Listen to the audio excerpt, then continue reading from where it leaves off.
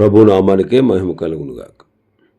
కూడి వచ్చిన మీ అందరికీ కర్మల ఆత్మీయ సహవాస సంఘ విశ్వాసులందరికీ మన ప్రభువును ఆయన ప్రియ కుమారుడునైన యేసుక్రీస్తు వారి శ్రేష్టమైన నామంలో శుభములు మరియు అందరికీ వందనాలు. ఇర్మియా గ్రంథం 40వ అధ్యాయాన్ని మనం ధ్యానం చేసుకుందాం. ఇర్మియా గ్రంథం 40వ అధ్యాయం. ఇందులో ముఖ్యమైన అంశం ఏంటంటే గెదల్య అధికారం. గెదల్య అధికారం. రాజదేహ సంరక్షకుల అధిపతి అయిన నెబూజరదాను యెరూషలేములో నుండి యోదాలో నుండి బబులోనుకు చెరగా కొనుపోబడిన బందీజనులందరిలో నుండి సంకెళ్ల చేత కట్టుబడి ఉన్న ఇర్మియాను రామాలో నుండి పంపివేశాడు.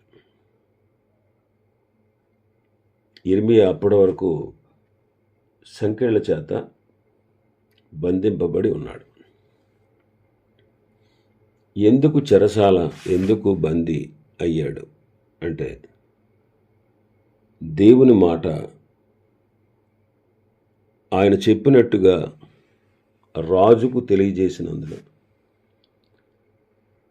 అతను అతని అధిపతులు అతని చెరసాలలో ఉంచారు.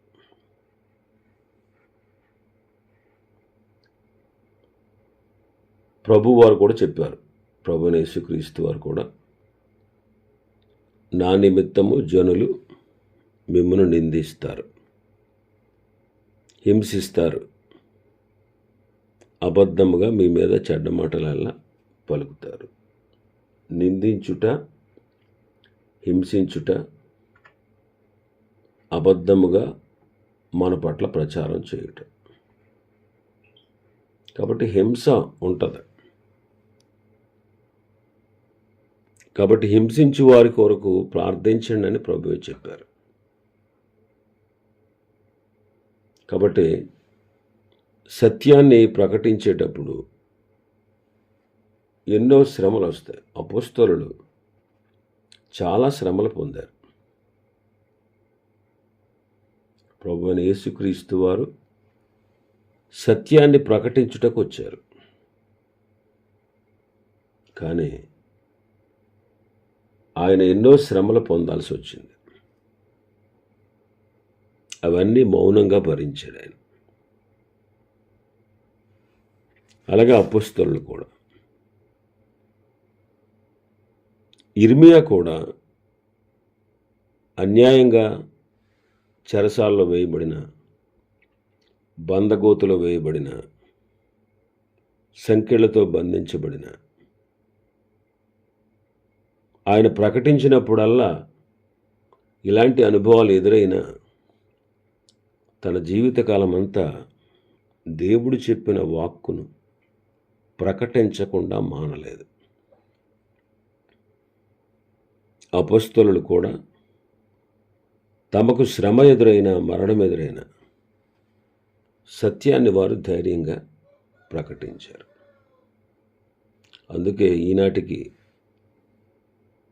ప్రస్తుతం మనం ఉన్న కాలం నాటికి క్రీస్తు సువార్త మనకు అందించబడతా ఉంది. మరి మనం చేతులు ముడుచుకొని కూర్చోకుండా మనం కూడా సత్యాన్ని వెల్లడి చేయాలి, ప్రకటించాలి. మన తర్వాత తరం వారికి ఈ సత్యాన్ని మనం ప్రకటించవలసిన వారంగా ఉన్నాం. 2వ వచనం అండి. రాజదేహ సంరక్షకులకు అధిపతి ఇర్మియాను ప్రక్కకు తీసుకుని వెళ్ళి, ఈ స్థలమునకు నేను ఈ కీడు చేస్తానని నీ దేవుడైన యెహోవా ప్రకటించాడు కదా. తాను చెప్పిన ప్రకారం యెహోవా దాన్ని రప్పించి చేయించారు. మీరు యెహోవాకు విరోధముగా పాపము చేసి ఆయన మాటలు వినకపోతిరి గనుక మీకీ గతి పట్టింది. ఒక అన్య రాజు దేవుడు చేసిన కార్యాన్ని గుర్తిస్తూ ఉన్నాడు. ఇవి రాజు మాటలు. రాజదేహ సంరక్షకుల అధిపతి అయినటువంటి నెబూజరదాను ద్వారా రాజుగారు చెప్పించాడు. ఏమని?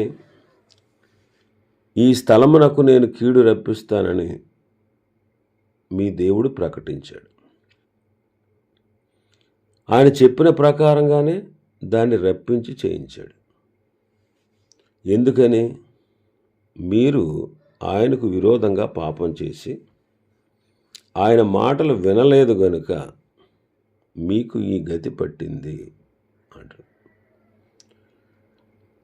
దేవుని మాట వినుట మనకెంతో శ్రేయస్కరం.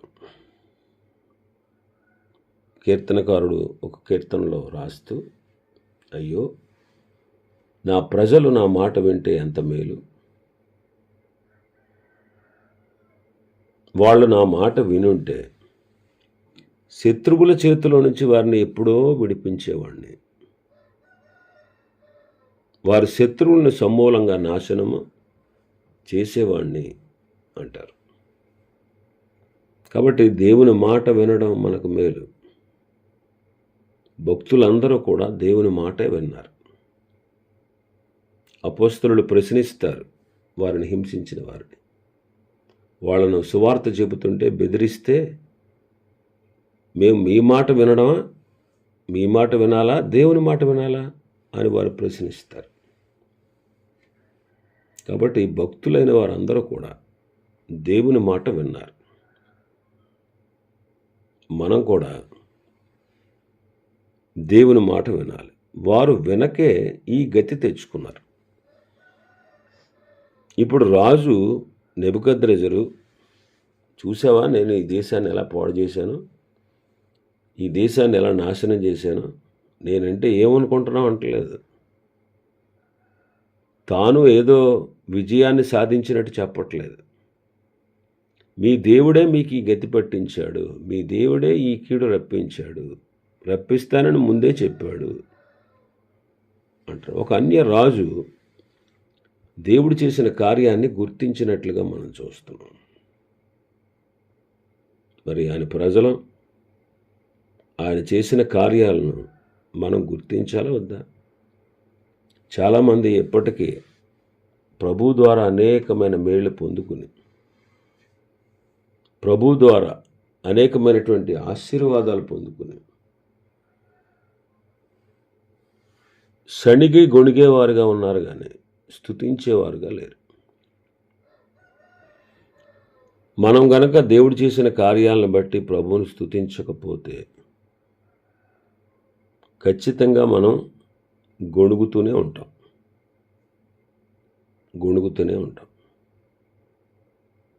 కాబట్టి మనం దేవుడు చేసిన కార్యాలు దేవుడు చేశాడని మనం గుర్తించాలి. 4వ వచనంలో మనం చూస్తే,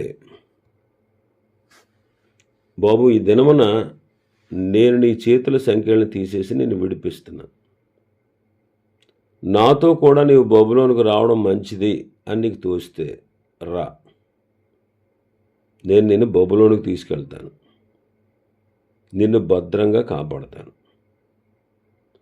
అయితే బబులోనుకు నాతో కూడా రావడం మంచిది కాదని నీకు తోస్తే రావద్దు. దేశమంతటా నీ ఎదుట ఉంది. ఎక్కడికి వెళ్ళడం నీ దృష్టికి అనుకూలమో, ఎక్కడికి వెళ్ళటం మంచిదని నీకు తోస్తుందో అక్కడికి వెళ్ళాను.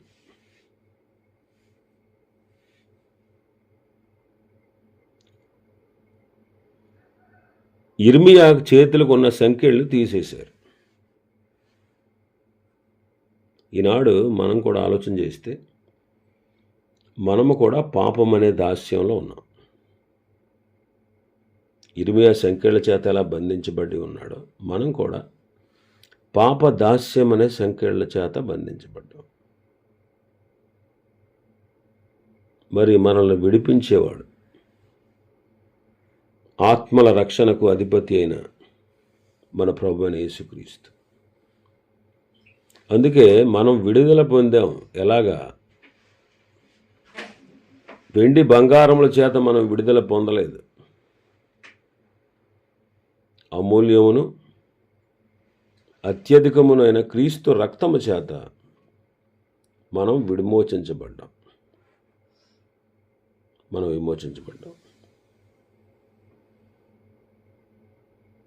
ఇప్పుడు ఇర్మియాకి స్వాతంత్ర్యాన్ని ఇచ్చాడు.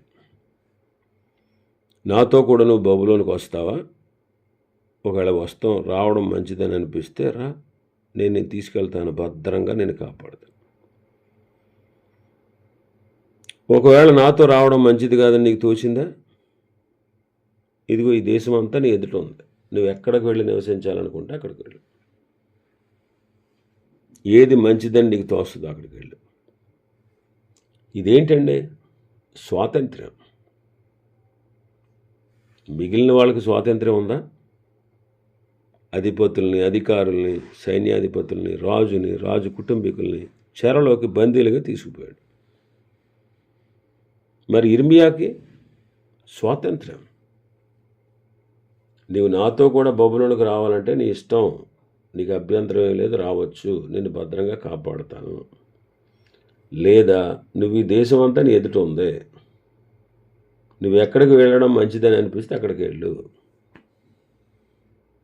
అని చెప్తున్నారు. నీ దృష్టికి ఏది అనుకూలం అది స్వాతంత్ర్యం అండి. యేసుక్రీస్తు ప్రభువారు కూడా పాప దాసత్వంలో సాతాను అధికారంలో ఉన్నటువంటి మనల్ని కూడా విడిపించి మనలను స్వతంత్రులుగా చేశాడు. ఆయన పాప దాసత్వం నుంచి విడిపించి, సాతాను అధికారం నుంచి విడిపించి మనలను స్వతంత్రులుగా చేశాడు. ఆయన స్వేచ్ఛనిచ్చాడండి మనిషికి. మొదటి నుంచి కూడా ప్రభు స్వేచ్ఛనిచ్చాడు, ఇప్పటికీ స్వేచ్ఛను అలాగే ఉంచాడు. స్వేచ్ఛనిచ్చాడు. మనుషుల్ని యాంత్రికులుగా యంత్రాలుగా మార్చలేదు ఆయన. యంత్రాలుగా మార్చి తన చెప్పు చేతల్లో పెట్టుకోలేదు. యంత్రాలుగా చేసి తన చెప్పు చేతల్లో పెట్టుకుంటే అటు దేవదూతలు కానీ ఇటు మనుషులు కానీ ఎవ్వరూ కూడా ఏ తప్పు చేయకుండా చాలా కరెక్ట్గా ఉండేవారు. ప్రభు అలాగా బందీలుగా, బానిసలుగా, దాసులుగా చేసుకోలే. దేవదూతలకే స్వాతంత్ర్యాన్ని ఇచ్చాడు. అందుకే కదా వాళ్ళు ఆ స్వేచ్ఛను దుర్వినియోగం చేసుకున్నారు, ఆయన మీద తిరుగుబాటు చేశారు. మానవుడు కూడా స్వేచ్ఛనిచ్చాడు. నువ్వు నాకు లోబడచ్చు, లోబడకపోవచ్చు, నీకు స్వేచ్ఛనిస్తున్నానని ప్రభువు స్వేచ్ఛనిచ్చాడు. అయితే మానవుడు ఏం చేశాడు? ఆ స్వేచ్ఛను దుర్వినియోగం చేసుకుని సాతాను చేతులు బందీ అయ్యాడు. అయితే ప్రభు ఏం చేశాడు? సాతాను చేతిలో బందీలుగా ఉన్న వాళ్ళని మళ్ళా విడిపించి స్వాతంత్రం ఇచ్చాడు. ఇప్పుడు మనం స్వతంత్రులం. క్రీస్తుని అంగీకరించిన వారు స్వతంత్రులు. మరలా మనం పాప దాస్యం కింద చిక్కుకో అక్కర్లా. నీ అంతట నువ్వు ఒప్పుకుంటే తప్ప సైతాన్ నిన్నేం చేయలేడు. నీ అంతట నువ్వు లోబడితే తప్ప పాపం నిన్ను ఏలదు. పాపానికి ఏలే అధికారం లేదు, సాతానికి నీ మీద అధికారం లేదు. అలాగా సాతాను అధికారం నుంచి, పాప అదుపులో నుండి ప్రభు మనల్ని విడిపించి స్వతంత్రులుగా చేశాడు. మనంతట మనం అప్పగించుకుంటే కానీ వాళ్ళు అసలు మనల్ని ఏమీ చేయలేరు. అంత గొప్ప స్వాతంత్ర్యాన్ని ఇచ్చాడు ఆయన. కాబట్టి ఇర్మియాతో అంటున్నాడు, నీ ఇష్టం, ఒకవేళ వస్తావా నాతో, నేను భద్రంగా కాపాడుతాను. చూసారా, క్రీస్తులో మనకు భద్రత ఉంది, మనకు స్వాతంత్ర్యం ఉంది. మరలా పాపం అనే దాస్యం క్రింద చిక్కుకోవలసిన అవసరతం, అగత్యం మనకే లేదు. మనకు అగత్యం లేదు. ఒక జమీందారు గారు అడుక్కునే ఒక అతన్ని దత్తత తీసుకున్నాడంట. ఇప్పుడు అడుక్కునేవాడు కాస్త ఏమయ్యాడు? జమీందారు అయ్యాడు. ఇప్పుడు జమీందారు అయిన తర్వాత అడుక్కోవలసిన గతి ఏమైనా ఉందా? అడుక్కోవలసినటువంటి అగత్యం ఉందా? వాడికి మళ్ళీ చెప్పబట్టుకెళ్ళి అడుక్కోవలసిన దుస్థితి వాడికి ఉందా? లేదు. అందుకని వాడిని దత్తత చేసుకున్నటువంటి జమీందారు యొక్క యావదాస్తికి వాడు వారసుడు. మరి వాడు అడుక్కోవాల్సిన గతి ఏంటి? అడుక్కోవాల్సిన పరిస్థితి ఏంటి? ఆ రీతిగా దేవుడు మనల్ని తన పిల్లలుగా చేసుకుని మనల్ని స్వతంత్రులుగా చేశాడు. ఇంకా మనం పాపం చేయాల్సిన అగత్యం మనకు లేదు, పాపం చేయాల్సిన కర్మ మనకు లేదు. మనం ఆయన బిడ్డలుగా స్వేచ్ఛగా, పరిశుద్ధంగా, యథార్థంగా, నీతిగా ఆయన సేవించడానికి స్వాతంత్ర్యాన్ని ఇచ్చాడు. బానిసత్వాన్ని నుంచి విడిపించాడు. కాబట్టి ఇర్మీయా ఏ స్థలానికి వెళ్ళినా భయం లేదు. ఇటు బబులోనికి వెళ్ళొచ్చు, అటు యెరూషలేములో నిర్భయంగా నివసించవచ్చు. రక్షణ పొందితే, దేవుడిచ్చేటువంటి రక్షణ పొందితే మనం కూడా అంతే. వీడు బ్రతికి ఉన్నప్పుడు ప్రభు మనతో ఉంటాడు. ఒకవేళ చనిపోయినా మనం ప్రభుతో ఉంటాం, నిర్భయులు. వీడు బ్రతికి ఉంటే ప్రభు నీకు తోడుగా ఉంటాడు. ఒకవేళ చనిపోయామనుకో, అటు పరలోకంలో శాశ్వత మహిమ, ఇటు భూలోకంలో ప్రభు మనతో ఉంటాడు. అందుకే హెబ్రీ పత్రిక రాసిన భక్తుడు అంటాడు, 13వ అధ్యాయం 5-6 వచనాలు మనం చూస్తే, ధనాపేక్ష లేని వారే కలిగిన వాటితో తృప్తి పొందండి. నిన్ను ఏమాత్రమును విడువను, నిన్ను ఎన్నడను ఎడబాయునని ఆయనే చెప్పాను కదా. కాబట్టి ప్రభు నాకు సహాయుడు, నేను భయపడను.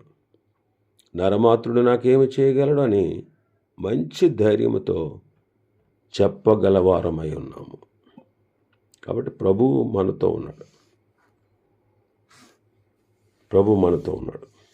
అందుకే భక్తుడు అంటాడు, దైవభక్తి ఇప్పటి జీవం విషయంలోనూ రాబో జీవం విషయంలో వాగ్దానంతో కూడింది, అది అన్ని విషయాల్లో ప్రయోజనకరమైంది అంటాడు పౌలు గారు. 5వ వచనం చూస్తే మన భాగంలో, అతడు ఇంకా తిరిగి వెళ్లకుండా తడవ చేస్తూ ఉంటే రాజదేహ సంరక్షకుల అధిపతి ఇలా చెప్పాడు, మరి బబులోను రాజు అహీకాము కుమారుడైన గెదల్యాను యోధా పట్టణాల మీద అధిపతిగా నియమించాడు. ఒకవేళ అతని దగ్గరికి వెళ్ళు, అతని వద్ద నివసించి ప్రజల మధ్య కాపురం ఉండు, లేకపోతే నీ దృష్టికి ఏది అనుకూలమో అక్కడికే వెళ్ళు అని చెప్పి రాజదేహ సంరక్షకుల అధిపతి అతనికి భత్యమును బహుమానాన్ని ఇచ్చి సాగనంపాడు. ఇర్మీయా వెళ్లకుండా అక్కడే ఉంటే ఆలస్యం చేస్తున్నాడు, ఏంటో ఆలోచిస్తున్నాడు. అయితే నెబుకద్నెజరు రాజు గెదల్యాని అధిపతిగా చేశాడు ఈ పట్టణాలన్నింటి మీద, అంటే మిగిలిన జనాల మీద అధిపతిగా ఆయన నియమించాడు. ఒకవేళ వెళితే అతని దగ్గరికి వెళ్ళు, ప్రజల మధ్యలో కాపురం ఉండు, లేదా నీ దృష్టికి ఏది అనుకూలమో అది చెయ్యి. కాబట్టి ఎంత స్వాతంత్ర్యాన్ని ఇచ్చాడండి. మనం స్వాతంత్ర్యాన్ని పొందుకున్న స్వతంత్రులమే కానీ స్వేచ్ఛాపరులం కాదు. స్వేచ్ఛాపరులు అంటే ఏంటి? ఈ స్వాతంత్ర్యం దేవుడు అనుగ్రహించాడని ఆ స్వాతంత్ర్యాన్ని మనం ఆసరాగా చేసుకుని పాప పనులు చేయడానికి కాదు, ఇష్టానుసారంగా జీవించడానికి కాదు. మరి ప్రభు మనల్ని పాపదాసి నుంచి, సాతాను యొక్క ఆధిపత్యం నుంచి విడిపించి స్వతంత్రులుగా చేస్తే మనం ఏం చేయాలి? ఆయనకు మనం దాసులుగా ఉండాలి. ఎంత గొప్ప కార్యం చేసిన ప్రభువుని మనం స్వతంత్రంగా, స్వేచ్ఛగా మనం ఆయనకి దాసులంగా ఉండాలి, ఆయనకి దాసులంగా ఉండాలి. స్వతంత్రంగా. ఆయనేమి నేను దాసుడిగా ఉండమల్లా, కుమారుడిగా అధికారాన్ని ఇచ్చాడు. మరి కుమారుడిగా అధికారం పొందిన నీవు నేను ఆయన సేవించాలా వద్దా? కాబట్టి ఆయన్నే సేవించాలి. కాబట్టి ఇక్కడ భత్యమును బహుమానాన్ని ఇచ్చి సాగనంపాడు. అప్పుడు ఇర్మీయా గెదల్యా యొద్దకు వెళ్ళి అతనితో పాటు దేశంలో నివసించిన మిగిలిన ప్రజల మధ్యలో నివసించాడు.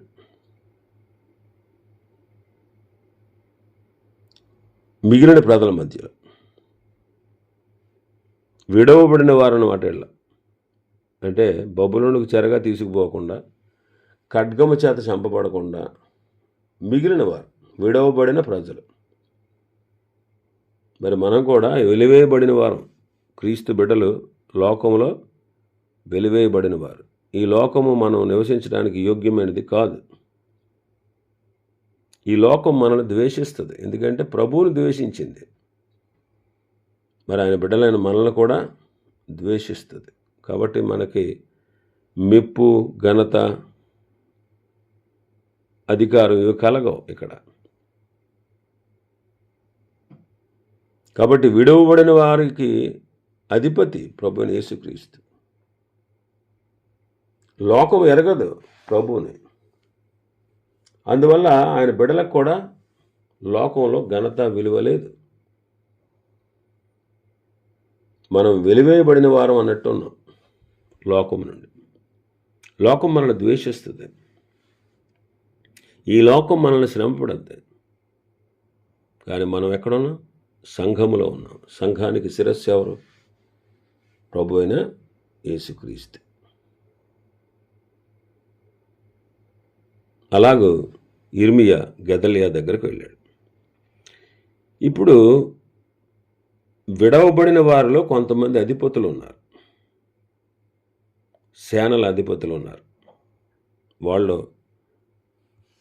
ఏమని విన్నారంటే, అహీకాము కుమారుడైన గెదల్యాను దేశం మీద బబులోను రాజు అధికారిగా నియమించాడు. చెరగొనిపోబడక నిలిచిన వారిలో స్త్రీలు, పురుషులు, పిల్లలు, దేశంలో అతి నేరసులైన దరిద్రులు, వాళ్ళందరినీ అతనికి అప్పగించాడని విన్నారు. వాళ్ళు ఎవరంటే యోహానాను, యోనాతాను, సెరాయా, ఏపై అనే వారి కుమారులు,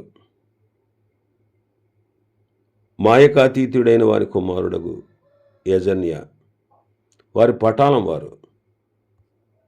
వాళ్ళందరూ విని వాళ్ళందరూ కలిసి గెదల్యా దగ్గరికి వచ్చారు. మీరు అప్పుడు గెదల్యా వాళ్ళందరితో ఏం చెప్పాడంటే, వాళ్ళ దగ్గరికి వచ్చిన వాళ్ళతో, మీరు కల్దీయులను సేవించడానికి భయపడకండి, దేశంలో కాపురం ఉండి బబులోను రాజును సేవించండి, అప్పుడు మీకు మేలు కలుగుద్ది అన్నాడు.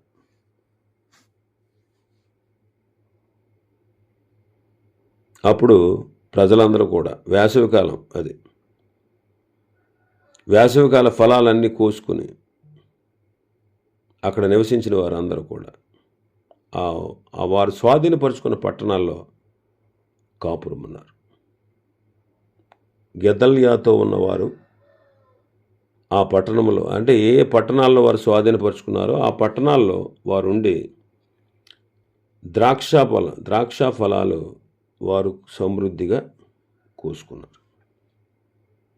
ఇంకా మోయాబు దేశంలోకి, అమ్మోనీయుల మధ్యలోకి, ఎదోమీయుల మధ్యలోకి తోలివేయబడిన ప్రజలు కూడా, వాళ్ళు కూడా, ఆ యూదులందరూ కూడా, బబులోను రాజు యోధాలో శేషాన్ని విడిచిపెట్టాడు, షాఫాను కుమారుడైన అహీకాము కుమారుడు గెదల్యా వారి మీద నియమింపబడ్డాడని విన్నప్పుడు వాళ్ళు కూడా అతని వద్దకు వచ్చారు. వాళ్ళందరూ కలిసి విస్తారమైనటువంటి ద్రాక్షారసమును, వేసవికాల పండ్లను సమకూర్చుకున్నారు. ఈ రీతిగా వాళ్ళు ఆ దేశంలో కాపురము ఉన్నారు. తర్వాత జరిగింది ఏంటంటే 13వ వచనాన్ని చూస్తే, కారేయ కుమారుడైన యోహానాను గెదల్యా వద్దకు వచ్చి, అచ్చటనున్న సేనల అధిపతులందరూ మిస్పాలో ఉన్న గెదల్యా దగ్గరకు వచ్చారు. అయితే నిన్ను చంపడానికి అమ్మోనీయుల రాజు అయిన బయలీసు నెతన్యా కుమారుడైనటువంటి ఇష్మాయిల్ని పంపాడు, అది నీకు తెలుసా అని అడిగి. అయితే గెదల్యా వారి మాట నమ్మలేదు. కారేహ కుమారుడికి యోహానాను గెదల్యాతో రహస్యంగా ఏమన్నాడంటే, ఇదిగో నీ వద్దకు కూడి వచ్చిన జనులందరూ చెదిరిపోయేటట్లు, యోధా జనశేషం నశించేటట్లు నెతన్యా కుమారుడైన ఇష్మాయేలు నిన్ను చంపడానికి చూస్తున్నాడు. నన్ను వెళ్ళని, నేను వెళ్ళి వాడిని చంపేస్తానని. అప్పుడు గెదల్యా అన్నాడు యోహానానుతో, నీవు ఇష్మాయేలు అనే వాడిని గురించి అబద్ధం ఆడుతున్నావు, నీవు ఆ కార్యము చెయ్యకూడదు అని ఆపాడు. ఇప్పుడు గెదల్యాకి మరణం పొంచి ఉంది. అయినా సరే గెదల్యా నమ్మకంగా, రాజు నియమించాడు కాబట్టి నమ్మకంగా ఉన్నాడు. మనం కూడా మరణాపాయం వచ్చిన మరణం వరకు మనం కూడా ఎలా ఉండాలి? నమ్మకంగా ఉండాలి. మరణం వరకు నమ్మకంగా ఉండము, నీకు జీవ కిరీటం ఇస్తానని ప్రభు చెప్పాడు. ఇవి ఈ అధ్యాయంలో ఉన్నటువంటి విషయాలు. ప్రభు చిత్తమైతే ఎప్పుడు దినం మరొక అధ్యాయాన్ని ప్రారంభించుకుందాం. దేవుడి వర్తమాన వాక్యాన్ని మన వినికిడిలో ఆశీర్వదించునుగాక. ఆమేన్.